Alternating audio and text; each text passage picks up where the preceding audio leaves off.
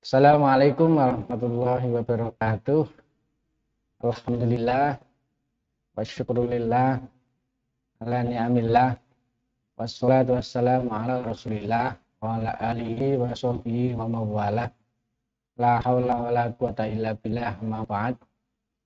Yang saya cintai dan saya banggakan anak-anakku semua, khususnya kelas 10, baik kelas 10 unggulan, reguler maupun IPS.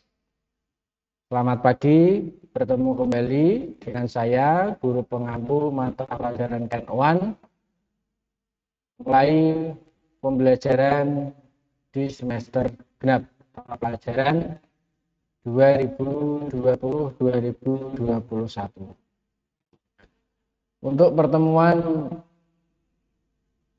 pada kali ini, saya ingin menyampaikan terlebih dahulu kompetensi dasar yang akan kita pelajari di semester genap ini. Ada beberapa kompetensi dasar yang akan kita pelajari. Yang pertama adalah nanti anak-anak mempelajari terkait dengan thoriqah mu'tabarah. Kemudian yang kedua terkait dengan kebiasaan warga Nahdlatul Ulama, yaitu tawasul melalui manaqib Syekh Abdul Qadir Al-Jailani. Kemudian yang ketiga nanti kita akan membahas terkait dengan tawasul dan istighosah. Yang keempat kita akan membahas terkait dengan tirakat dan riyadhah. Kemudian yang kelima meneladani Ki Haji Raden Asy'ad Syamsul Arifin.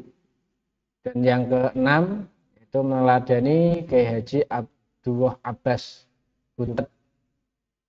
Itu kompetensi dasar di semester genap yang akan kita pelajari selama satu semester ini.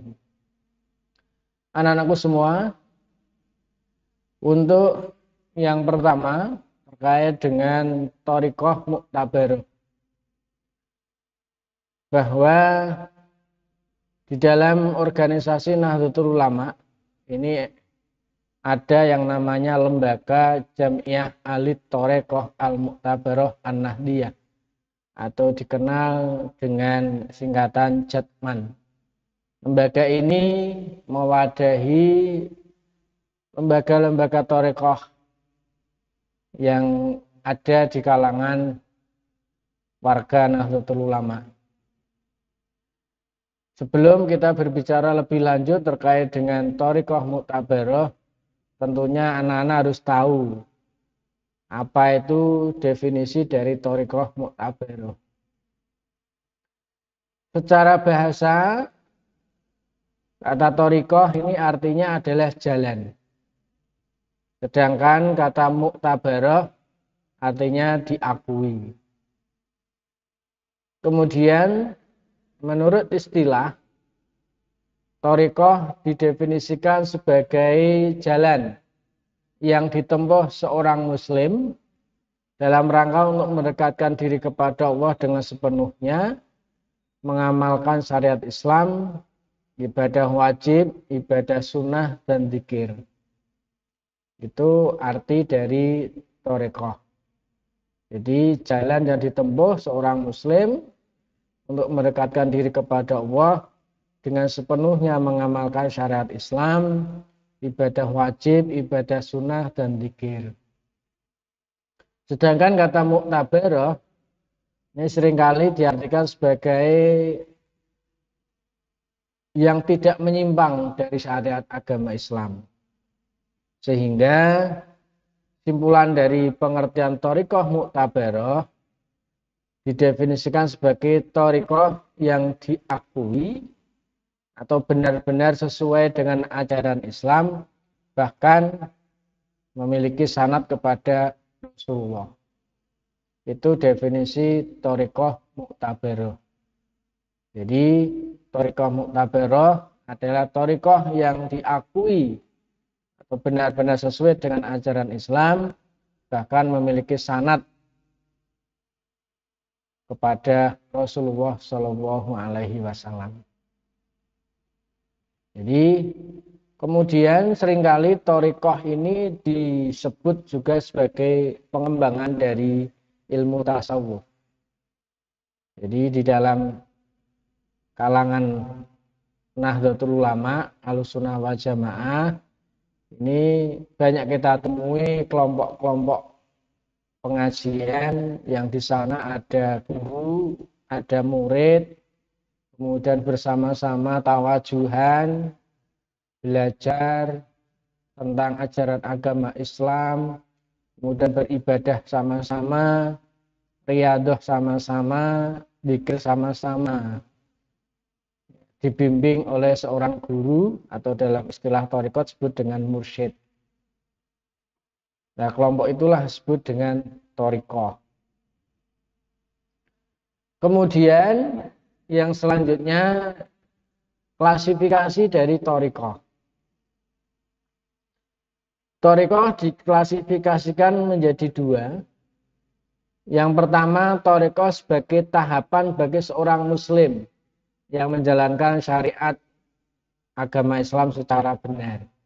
Jadi tahapan-tahapan dalam menjalankan syariat Islam, ajaran agama Islam itu diawali dari syariat. Mempelajari tata cara ibadah mahdhah, hal-hal yang sunnah.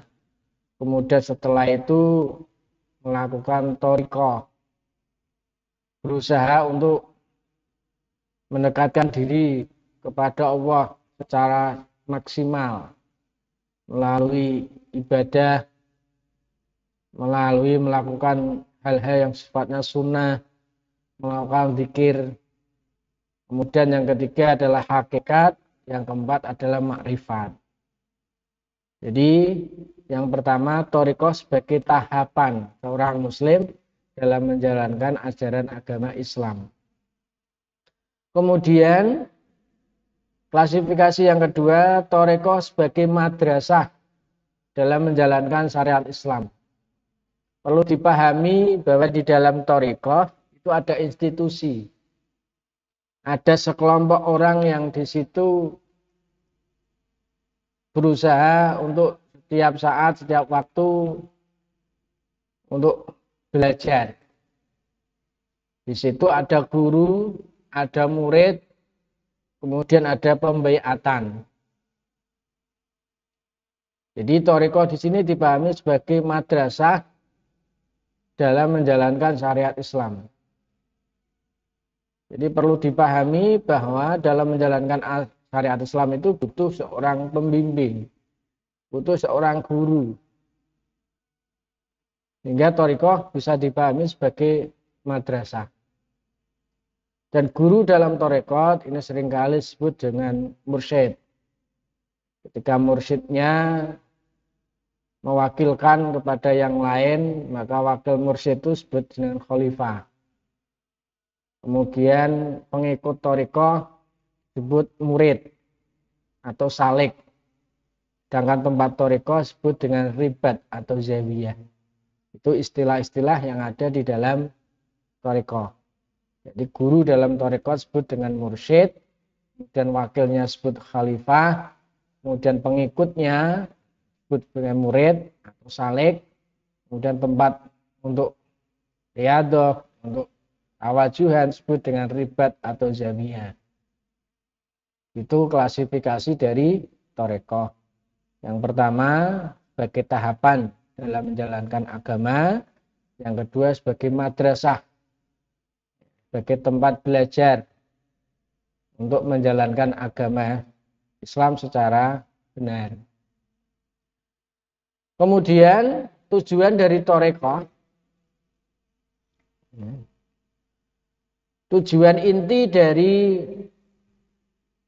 thariqah adalah untuk mencari keridhaan Allah melalui riyadhah, melalui mujahadah, dan melalui tazkiyah. Jadi itu tujuan utama dari thariqah. Jadi untuk mencari keridhaan Allah. Melalui riyadhah. Riyadhah itu apa?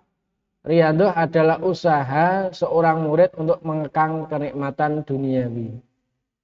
Jadi ketika orang itu sudah ikut thariqah dan menjadi murid dari seorang mursyid, maka dia harus berusaha mengekang kenikmatan duniawi. Kemudian melalui mujahadah, yaitu bersungguh-sungguh melawan hawa nafsu yang dapat menjauhkan diri dari keridhaan Allah. Jadi berusaha menghindari hal-hal yang sifatnya haram, menjauhkan diri dari hal-hal yang dilarang oleh agama. Itu mujahadah. Jadi berusaha bersungguh-sungguh melawan hawa nafsu yang dapat menjauhkan diri dari keridhaan Allah. Kemudian yang ketiga adalah tazkiyah. Tazkiyah ini adalah usaha untuk membersihkan hati dari sifat-sifat tercela. Nah, sifat-sifat tercela ini diantaranya ya riya, tamak, sombong. Ini sifat hati yang terkadang mengotori jiwa manusia, hati manusia. Maka di dalam thariqah hal itu berusaha untuk dibersihkan. Jadi thariqah tujuannya adalah untuk mencari keridhaan Allah melalui sarana riyadhah, mujahadah, dan tazkiyah. Demikian pula di dalam thariqah seorang murid harus memiliki sikap ikhlas, muraqabah, dan muhasabah. Ikhlas dalam artian segala niat dan amalnya hanya untuk Allah, hanya karena Allah, dan hanya lillah. Kemudian yang kedua adalah muraqabah. Merasa selalu diawasi oleh Allah. Manusia tidak akan terlepas dari penglihatan Allah. Semua yang diperbuat oleh manusia diawasi oleh Allah. Kemudian yang ketiga adalah muhasabah. Berusaha untuk selalu introspeksi diri. Setiap saat, setiap waktu, introspeksi, memperbaiki diri. Ketika ada kesalahan, ada dosa, maka secepatnya untuk bertobat kepada Allah. Itu beberapa sikap yang harus dimiliki oleh murid thariqah. Kemudian yang seringkali ditanyakan oleh banyak orang, bagaimana hukumnya mengikuti thariqah? Hukum untuk mengikuti thariqah dalam arti madrasah, hukumnya adalah sunnah. Karena di dalam menjalankan ajaran agama Islam, kita tidak bisa serta-merta secara pribadi belajar agama. Butuh seorang pembimbing, butuh seseorang yang bisa memberi petunjuk akan kebenaran ajaran agama Islam. Karena thariqah diniatkan hanya untuk mendekatkan diri kepada Allah, bukan untuk yang lain. Maka hukumnya sunnah. Namun setiap muslim hukumnya wajib untuk selalu berproses menjadi muslim yang lebih baik. Dengan meningkatkan keimanan, intensitas ibadah wajib dan sunnah, serta menjauhkan diri dari larangan agama Islam. Jadi sisi lain berthariqah itu hukumnya sunnah, tapi sisi lain setiap orang muslim berkewajiban untuk selalu meningkatkan keimanan.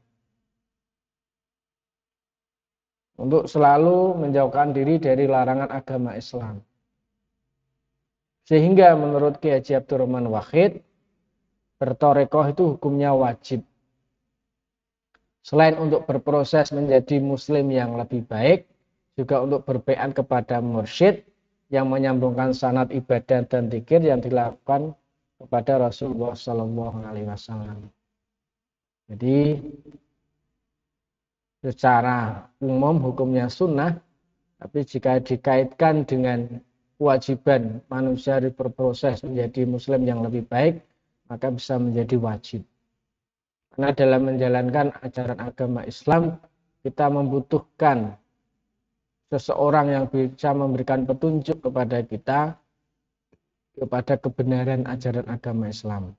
Beribadah secara benar, berpikir secara benar, dan yang lebih penting lagi, apa yang kita lakukan itu kita diberi petunjuk yang sanadnya bersambung kepada Rasulullah Shallallahu Alaihi Wasallam. Mengapa harus sanadnya bersambung kepada Rasulullah? Mengapa kita membutuhkan seorang mursyid, seorang guru? Karena di dalam menjalankan ajaran agama Islam ini, kebenaran ibadah, kebenaran zikir yang kita lakukan harus bisa dipertanggungjawabkan.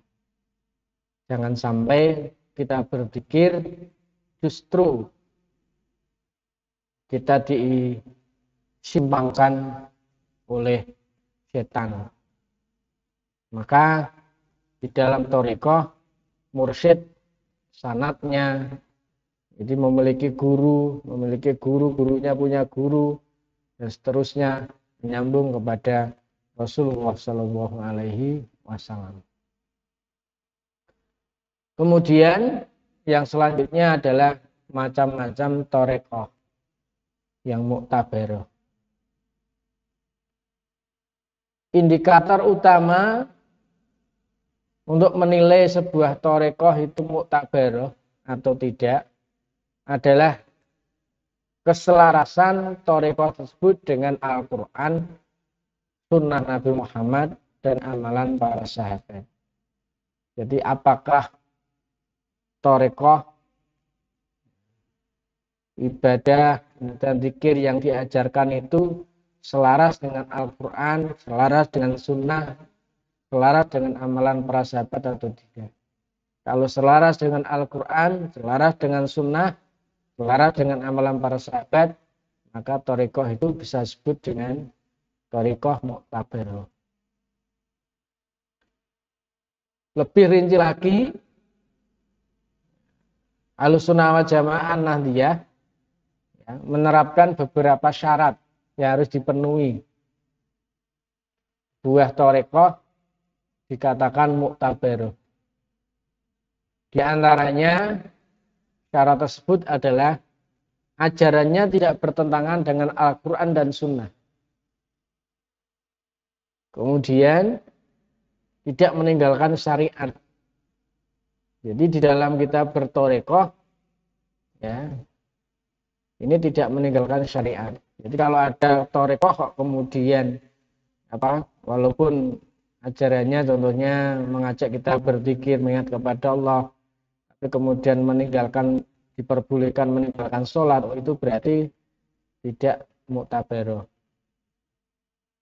Kemudian silsilah sanadnya menyambung kepada Rasulullah. Jadi mursyidnya ini belajarnya dengan guru-gurunya ini tersambung kepada Rasulullah Shallallahu Alaihi Wasallam. Kemudian di dalam thariqah itu ada mursyid yang membimbing murid. Jadi ada mursyidnya, ada gurunya. Kemudian ada murid yang mengamalkan ajaran gurunya. Jadi ada mursyid yang membimbing murid, ada murid yang mengamalkan ajaran mursyidnya. Kemudian kebenaran ajarannya bersifat universal.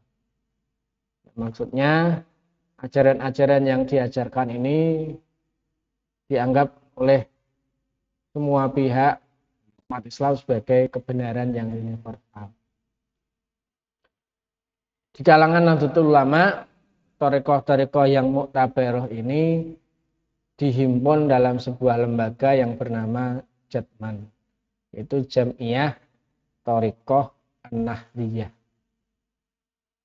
Jam'iyah Thariqah Muktabarah An-Nahdliyah. Kemudian beberapa thariqah yang diakui oleh Nahdlatul Ulama dan populer di masyarakat ini sangat banyak sekali. Tapi yang sangat populer diantaranya adalah thariqah Qadiriyah. Kemudian ada lagi thariqah Naksabandiyah. Ada lagi thariqah Qadiriyah Naksabandiyah. Ada lagi thariqah Khalidiyah Naksabandiyah. Ada lagi thariqah Sadiliyah. Ada lagi thariqah Satariyah. Ada lagi thariqah Tijaniyah. Ada lagi thariqah Alawiyah. Ini beberapa thariqah yang populer di kalangan masyarakat yang diakui oleh NU sebagai thariqah muktabaroh. Dan masih banyak lagi thariqah-thariqah yang lain. Jadi yang saya sebutkan adalah thariqah yang paling populer di kalangan masyarakat. Ya, tentunya pengikutnya banyak. Kemudian yang perlu dipahami pula di dalam thariqah yaitu terkait dengan peran mursyid atau peran guru. Mursyid secara bahasa adalah isim fa'il dari kata irsyad yang artinya adalah orang yang memberi petunjuk. Jadi di dalam thariqah itu harus ada mursyid, yaitu orang yang menjadi guru, orang yang memberi petunjuk kepada murid-muridnya. Peran dari mursyid dalam thariqah diantaranya adalah sebagai pelestari sanad. Jadi ketika mursyid itu kemudian meninggal dunia, maka dia akan menunjuk mursyid yang lainnya. Sehingga sanadnya itu akan lestari, menyambung kepada Rasulullah. Jadi biasanya sebelum meninggal dunia itu, para mursyid thariqah ini membaiat ya, penggantinya. Kemudian yang kedua, peran mursyid adalah sebagai sarana tawasul untuk mendekatkan diri dan makrifat kepada Allah. Jadi sebagai perantara untuk mendekatkan diri dan makrifat kepada Allah. Perantara dalam artian bahwa mursyid ini dianggap orang yang lebih dekat dengan Allah, sehingga bisa dimintai untuk menjadi perantara seseorang untuk dekat dengan Allah. Kemudian sebagai sarana tawajuhan dalam istilah Jawanya, yaitu sarana untuk pendidikan secara langsung. Jadi biasanya di dalam kelompok-kelompok thariqat itu, entah itu mingguan, entah itu bulanan atau setahun sekali, pasti mengadakan pertemuan langsung antara guru dan murid, antara murid dan mursyid untuk melakukan pendidikan secara langsung. Kemudian peran mursyid yang selanjutnya yaitu sebagai pemberi irsyad atau pemberi petunjuk dalam melakukan suluk baik secara zahir maupun batin. Jadi apa yang diamalkan oleh murid itu adalah atas petunjuk mursyid. Zikir atau amalan yang dilakukan oleh seorang murid dalam thariqah harus atas petunjuk dari seorang mursyid. Itu peran dari mursyid, yaitu sebagai pelestari sanad, sebagai sarana tawasul untuk mendekatkan diri kepada Allah, sebagai sarana tawajuh, dan sebagai pemberi irsyad. Kemudian biasanya di dalam thariqah yang seringkali banyak kita jumpai yaitu adanya amalan zikir, yang biasanya zikir itu dilakukan secara rutin. Zikir secara bahasa artinya menyebut atau mengingat. Sedangkan menurut istilah thariqah, Zikir diartikan sebagai sarana untuk mengingat Allah dengan mengagungkan nama Allah dan sifatnya, baik secara lisan maupun dalam hati di bawah bimbingan mursyid. Jadi zikir ini adalah sebagai sarana untuk mengingat Allah. Dengan apa? Ya, dengan mengagungkan nama Allah, sifat-sifatnya, baik secara lisan, secara zahir maupun dalam hati di bawah bimbingan mursyid. Zikir dalam thariqat ini bisa dikelompokkan menjadi 3. Yang pertama adalah zikir nafi isbat. Jadi biasanya di dalam thariqah itu ada amalan yaitu berzikir la ilaha illallah ya dengan metode yang berbeda-beda. Jadi dengan jumlah yang berbeda-beda, ya, pelaksanaannya pun waktunya berbeda-beda. Ada yang membaca la ilaha illallah 71 kali setiap sholat fardu, ya dengan cara yang mungkin berbeda-beda. Kemudian ada lagi zikir ismudzat, yaitu melafalkan lafal Allah. Kemudian yang ketiga, zikir hifdzun nafas, yaitu mengucapkan huwallah. Hifdzun nafas ini adalah menjaga jiwa, agar jangan sampai jiwa ini berpaling selain kepada Allah. Dengan mengucapkan huwallah. Dalam surat Al-Ikhlas ada ayat qul huwallahu ahad. Jadi huwallah, dialah Allah. Makanya ada yang kemudian thariqah yang berzikirnya dengan mengucapkan domirnya saja. Hu, hu, hu. Jadi dari kata huwa. Itu niatnya adalah huwallah. Jadi itu tidak pesat. Ya, kita harus memahami bagaimana tata bahasa yang benar. Jadi hu itu adalah asalnya dari kata huwallah. Jadi kalau ada mengatakan hu itu ajaran dari mana, itu justru yang mengatakan seperti itu ditanyakan. Jadi tata bahasa yang perlu dipahami secara benar. Sehingga tidak asal menyesatkan, tidak asal membid'ahkan. Jadi hifdzu al-anfus, jadi menjaga jiwa. Bisa diartikan membersihkan jiwa, ya, itu dengan mengucapkan huwallah. Jadi itu 3 macam zikir di dalam thariqah. Ada zikir nafi isbat. Nafi itu berarti menghindarkan dari menyamakan, mengisbatkan. Jadi la ilaha illallah, tidak ada Tuhan selain Allah. Jadi tidak menisbatkan adanya Tuhan selain Allah. Kemudian zikir ismudzat, menyebut asma Allah. Kemudian yang ketiga hifdzu al-anfus, menjaga hati, jangan sampai hati dan jiwa ini berpaling selain kepada Allah dengan mengucapkan huwallah. Itu 3 macam zikir. Kemudian manfaat zikir. Nah, ini kita harus tahu. Karena di dalam thariqah zikir ini menjadi suluk yang harus dilakukan oleh murid melalui bimbingan mursyid. Maka kita harus tahu apa manfaat zikir.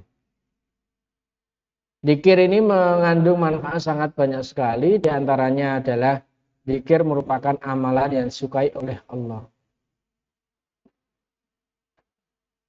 Jadi Rasulullah pun mengajarkan untuk kita berzikir. Berzikir dengan tahlil la ilaha illallah, berzikir dengan tahmid alhamdulillah, berzikir dengan tasbih subhanallah, dan banyak lainnya. Kemudian yang kedua, Zikir merupakan amalan yang menyelamatkan diri dari azab Allah. Jadi dengan sarana zikir ini bisa menyelamatkan diri dari azab Allah. Kemudian zikir juga bisa menjadi amalan yang menjaga diri dari setan. Karena ketika kita berzikir dengan benar, dengan bantuan mursyid yang sanadnya menyambung kepada Rasulullah, insya Allah kita juga bisa terjaga dari godaan setan. Kemudian yang keempat, manfaat zikir yaitu menjadi penenang dan penentram jiwa. Jadi dengan zikir hati kita menjadi tenang, jiwa kita menjadi tentram. Kemudian yang kelima, bisa menambah keberkahan dan kenyamanan hidup. Jadi hidup menjadi nyaman, tenang. Karena kita pasrah kepada Allah. Semua yang kita alami, kita pahami itu sebagai kehendak Allah. Kita menerima apa yang ditakdirkan oleh Allah, maka bisa menambah keberkahan kehidupan kita. Kemudian yang selanjutnya, sebagai sarana untuk mencari keselamatan dari segala kesulitan. Jadi dengan berzikir kita bisa berusaha untuk selamat dari kesulitan. Karena dalam menjalani kehidupan di dunia, tentunya kita akan mengalami kesulitan-kesulitan. Tentunya kita berusaha untuk selamat dari kesulitan itu. Baik itu cobaan hidup, baik itu cobaan yang sifatnya itu materi, cobaan ketenangan hidup, musibah dan sebagainya, maka kita butuh sarana untuk selamat. Caranya adalah berzikir kepada Allah, ingat kepada Allah. Karena tidak ada sesuatu yang terjadi di dunia tanpa kehendak dari Allah. Kemudian yang selanjutnya, manfaat zikir menjadi sarana seseorang yang dibanggakan oleh Allah di hadapan para malaikat. Jadi ketika kita suka berzikir kepada Allah, selalu ingat kepada Allah, Allah akan membanggakan diri kita di hadapan para malaikat. Itulah beberapa manfaat dari zikir yang ada di dalam thariqah. Itulah tadi secara singkat kami membahas terkait dengan kompetensi dasar yang berhubungan dengan thariqah. Saya harapkan anak-anak bisa memiliki pemahaman yang benar terkait dengan thariqah. Kemudian thariqah ini merupakan bagian dari tradisi pemahaman agama, pengamalan agama di kalangan Nahdlatul Ulama. Thariqah bukanlah sesuatu bid'ah, bukanlah sesuatu yang sesat.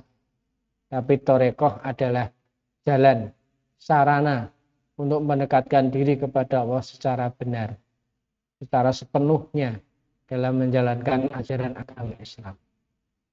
Kita selalu biasa diberikan oleh Allah untuk selalu berjalan pada kebenaran, memahami Islam secara benar melalui bimbingan-bimbingan para guru, para mursyid dari kalangan Ahlussunnah wal Jamaah. Semoga kita bisa selamat dunia dan akhirat. Amin. Terima kasih. Itu saja yang dapat saya sampaikan pada pembelajaran pagi hari ini. Silahkan anak-anak untuk selanjutnya bisa merangkum materi di atas sesuai dengan pemahaman masing-masing. Kemudian hasil rangkuman itu difoto dan kirimkan ke nomor WA 082 133 107 405 paling lambat pukul 18.00 sebagai bentuk absen pembelajaran daring pada pagi hari ini. Terima kasih. Apabila ada kekurangan mohon maaf. Wallahul muwaffiq ila aqwamit thoriq. Assalamualaikum warahmatullahi wabarakatuh.